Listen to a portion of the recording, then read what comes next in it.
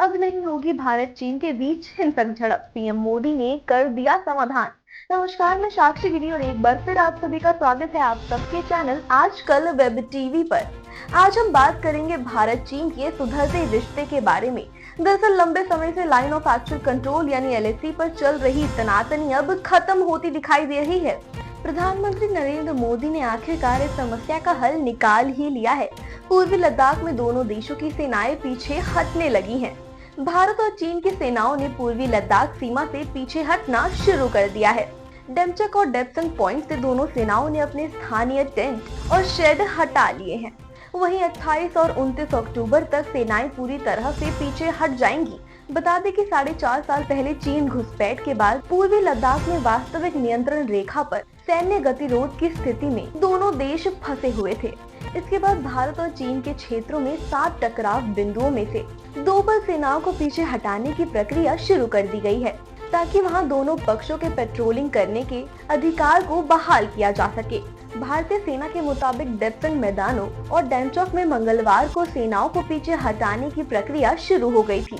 एक दिन पहले भारत ने घोषणा की थी कि दोनों पक्षों के बीच पेट्रोलिंग पर एक समझौता हो गया है और 28 और 29 अक्टूबर तक इसकी पूरी होने की संभावना है। हालांकि सूत्रों ने बताया कि इन क्षेत्रों में ऊंचाई और मौसम की स्थिति को देखते हुए कोई सख्त समय सीमा नहीं हो सकती।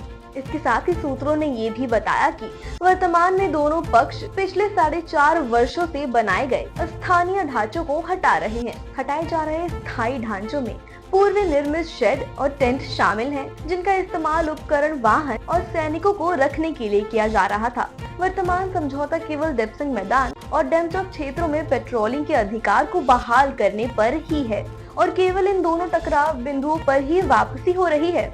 वहाँ की समस्याओं को विरासत संबंधी मुद्दे कहा जाता है और वे 2020 में चीनी घुसपैठ से पहले की हैं। गौरतलब है कि साल 2020 में भारत चीन के सैनिकों के बीच गलवान झड़प के बाद से ही डेप्संग और डेमचौक में तनाव बना हुआ था। करीब 4 साल बाद 21 अक्टूबर को दोनों देशों के बीच नया पेट्रोलिंग समझौता हुआ। विदेश मंत्री एस जयशंकर ने बताया था कि इसका मकसद लद्दाख में गलवान जैसी झड़प रोकना और पहले जैसे हालात बनाना है। तो ये था हमारा आज का खास एपिसोड। उम्मीद करते हैं आपको पसंद आया होगा।